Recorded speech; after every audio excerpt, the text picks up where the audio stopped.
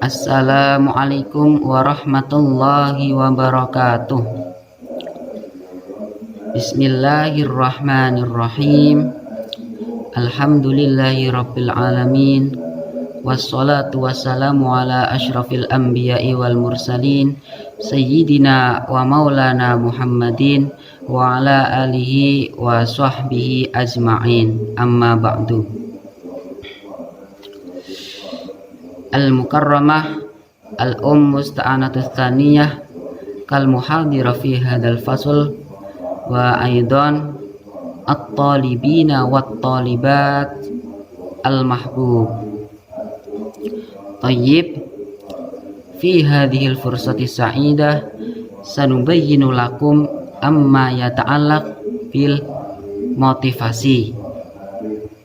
Walakin qablaha ismahu lana an nu'arrif lakum min firqatina, yakni al-awwal anan nafsi alfan akil fadli karra'isul firqah, wathani Muhammad Hasan Mu'id, wathalith Zumaidah Syania, warrabi' Afif Alan, wal khamis Qatrun Nada. Asa ilaikum bihtimamina bin nikmah wal khidmah linailil fahmil amin. Thayyib, al-madatul ula, yakni pengertian motivasi. Motivasi berasal dari kata Latin mover yang berarti dorongan atau daya penggerak. Bisa juga kekuatan yang menyebabkan suatu tindakan. Motivasi secara istilah merupakan suatu dorongan yang membuat orang mau bertindak atau berperilaku dengan cara-cara motivasi yang mengacu pada sebab munculnya sebuah perilaku. Gambaran kecilnya apa? Ketika tubuh kita tidak diberi asupan atau tidak diberi makanan, maka apa yang terjadi pada tubuh kita? Tubuh kita akan merasa lemas, malas, dan kurang semangat tentunya dalam melakukan aktivitas. Begitu juga dengan jiwa kita. Ketika jiwa kita tidak diberi asupan-asupan berupa motivasi, maka yang terjadi apa? Ya sama seperti halnya tubuh ketika tidak diberi asupan makanan. Makanya agar jiwa kita melakukan sesuatu itu tambah semangat, harus ada motivasi. Beberapa contoh. Yang pertama, seorang pengendara becak memandi berpeluh penumpang yang gemuk-gemuk di panas matahari dan di jalan yang menanjak. Contoh yang kedua, seorang mahasiswa bertekun mempelajari buku sampai larut malam, tidak menghiraukan lelah dan kantuknya. Contoh yang ketiga, seorang petani mencangkul di sawahnya dari pagi sampai petang tanpa berhenti. Dari contoh-contoh tersebut, mengapa mereka mau melakukan itu? Karena mereka mempunyai motivasi pastinya. Seorang becak yang rela kepanasan membawa penumpang naik jalan naik turun, itu karena dia salah satunya adalah karena dia ingat bahwa dirinya itu harus menafkahi keluarganya, menyekolahkan anaknya, dan memberikan kebutuhan-kebutuhan yang lainnya. Begitu pula kepada seorang mahasiswa yang rela bertekun belajar sampai larut malam. Karena apa? Karena dia itu sadar bahwasanya si anak ini dibiayai oleh orang tua, yang mana orang tuanya itu kerjanya contoh ya kuli bangunan itu kan di sana suasananya panas, kerjanya berat-berat, itu hanya apa? Hanya untuk menguliahkan anaknya. Sedangkan mahasiswanya merasa, oh iya ya, ayah saya itu bekerja keras hanya untuk saya.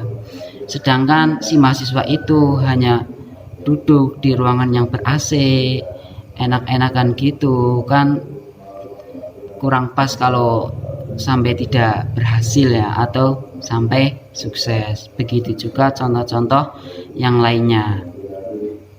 Kemudian pengertian motif tidak bisa pula dipisahkan dari kebutuhan. Menurut Sartain, istilah kebutuhan itu hanyalah suatu istilah yang berarti suatu kekurangan tertentu di dalam suatu organisme.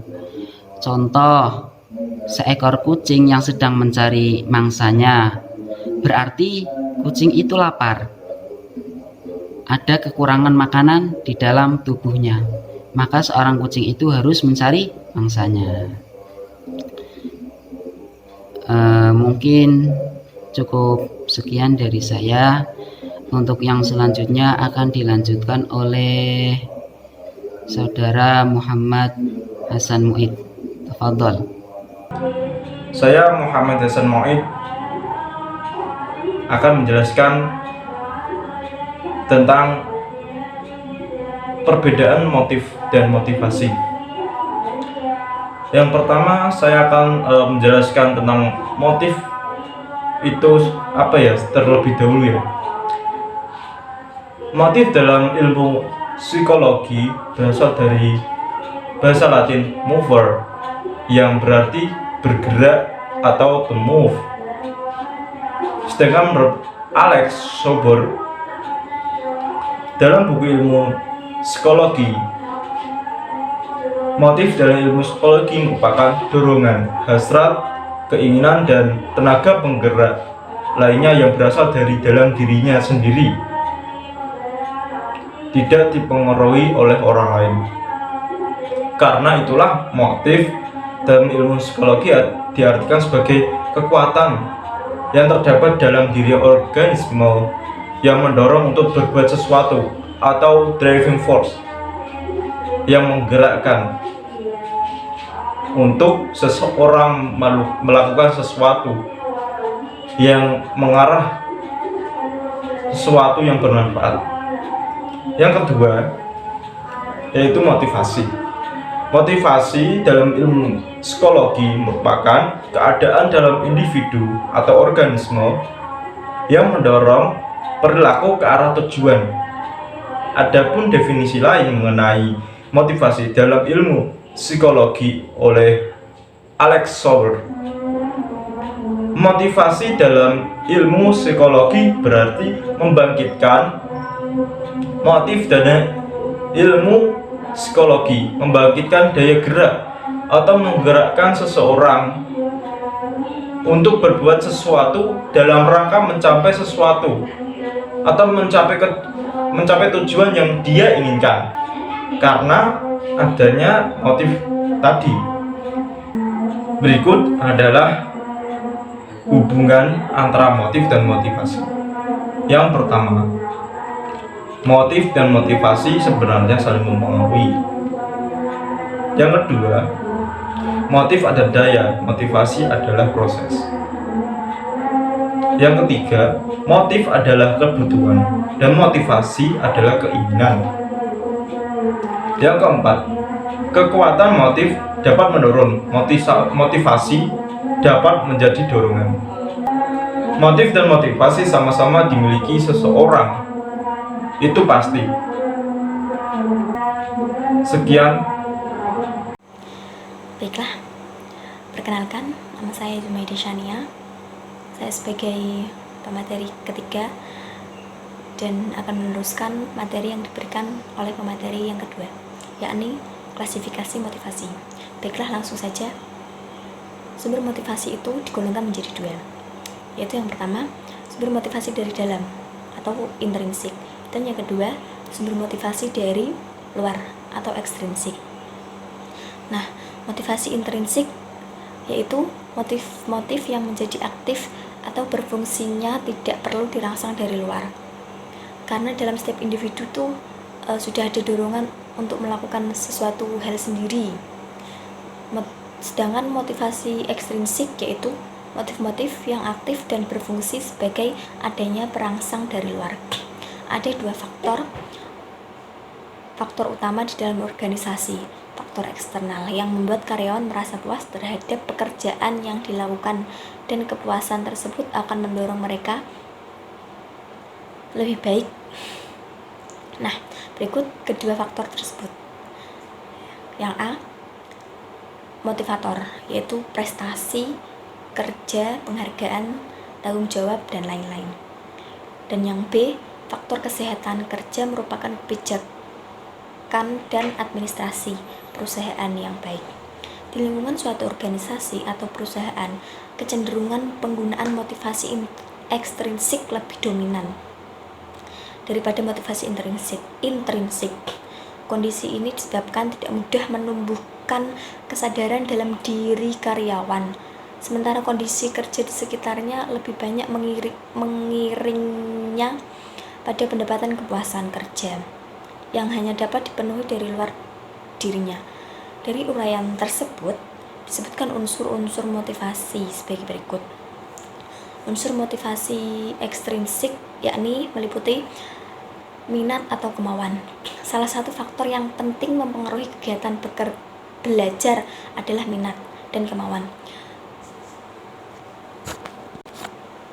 Jika seorang anak tidak mempunyai minat atau kemampuan untuk belajar, ia tidak akan mempunyai motivasi. Dan yang B, sikap adalah kecenderungan menerima atau menolak sesuatu objek berdasarkan penilaian yang berharga atau tidak berharga. Dan yang C, tujuan atau hasrat. Belajar akan lebih baik apabila anak memiliki hasrat atau tekad atau tujuan untuk mempelajari sesuatu. Samping itu juga, tujuan dapat memotivasi seseorang untuk bertingkah laku dan dapat menentukan seberapa aktif seseorang untuk bertingkah laku. Nah, yang D, keaktifan belajar. Aktivitas siswa dalam proses belajar mengajar sangat penting, sebab pada prinsipnya belajar adalah berbuat untuk mengubah tingkah laku. Nah, baiklah yang kedua, yaitu unsur-unsur motivasi ekstrinsik.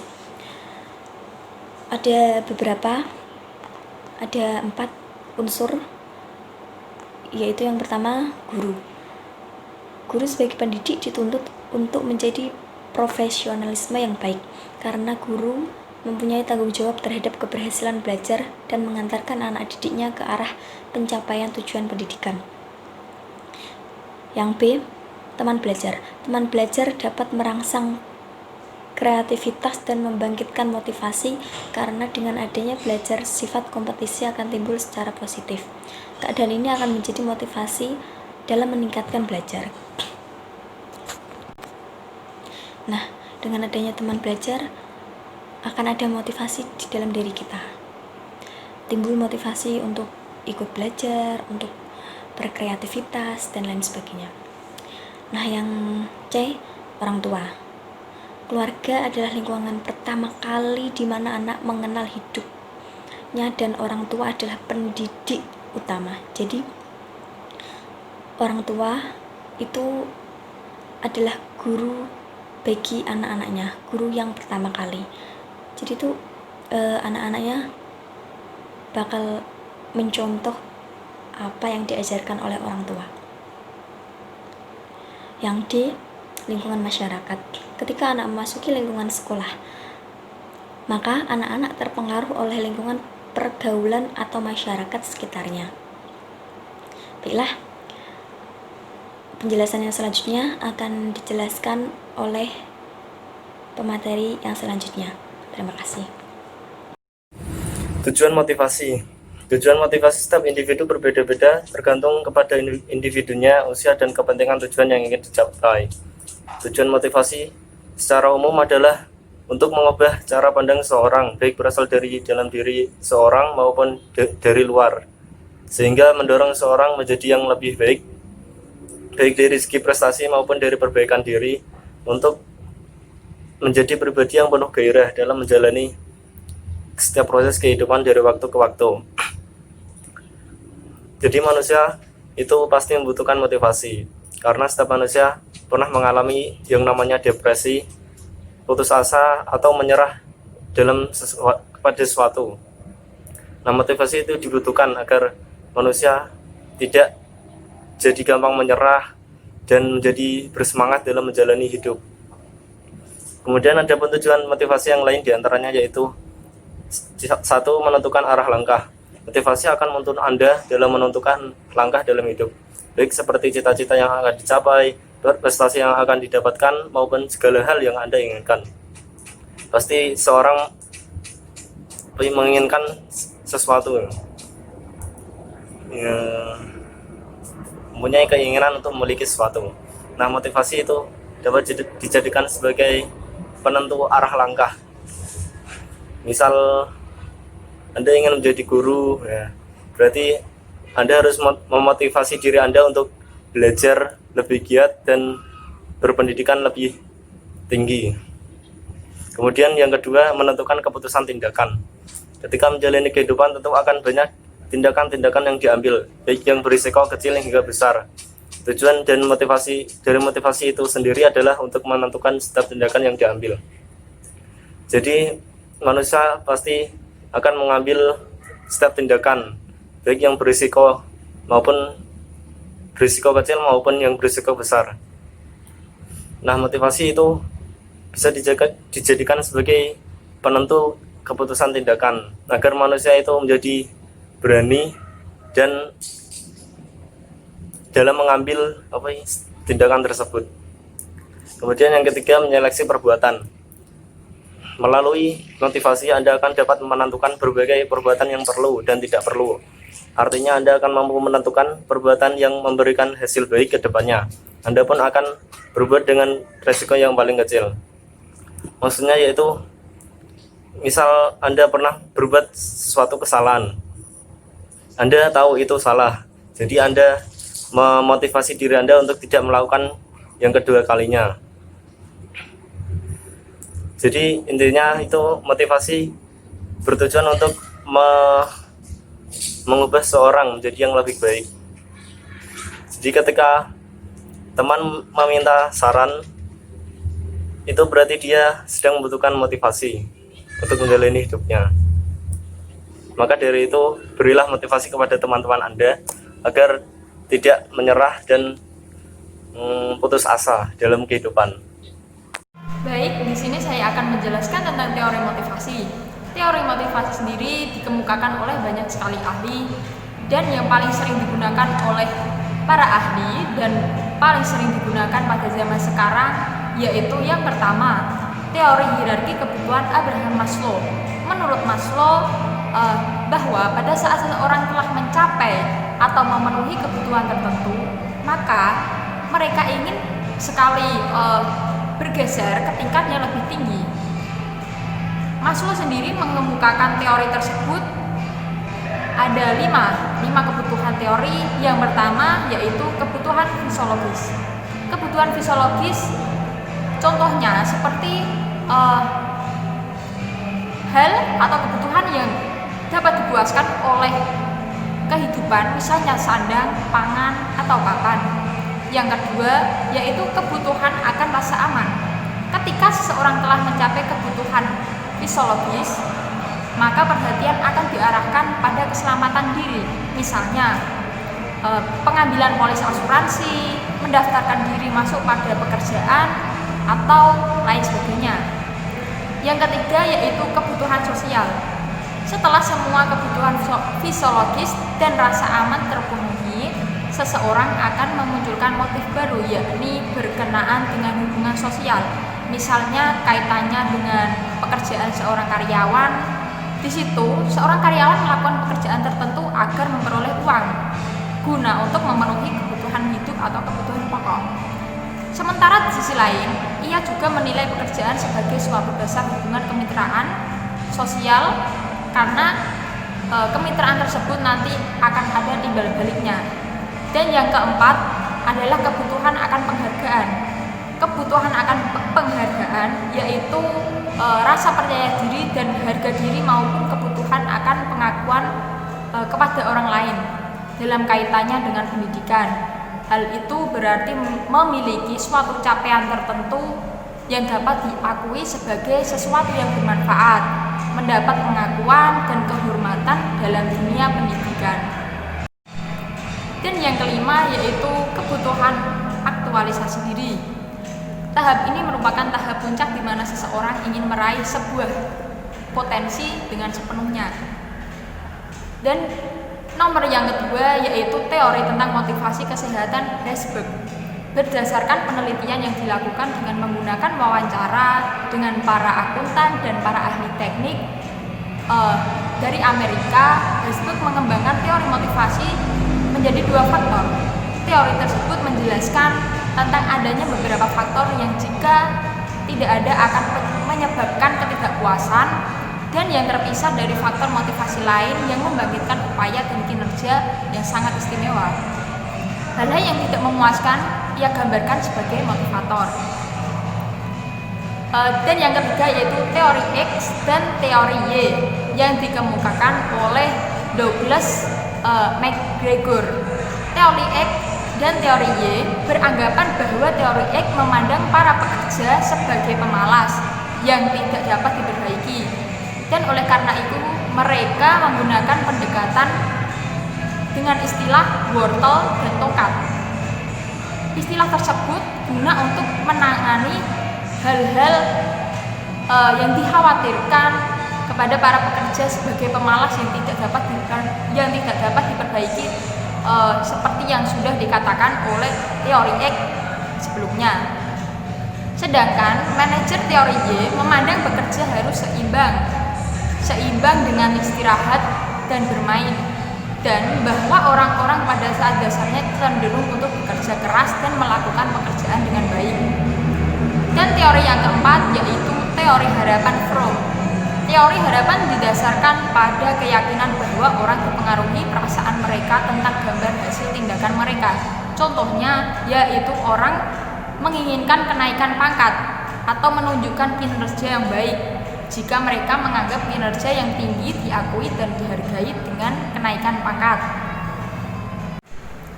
Selanjutnya yaitu teori yang kelima, yaitu teori motivasi berprestasi yang dikemukakan oleh Max Allen.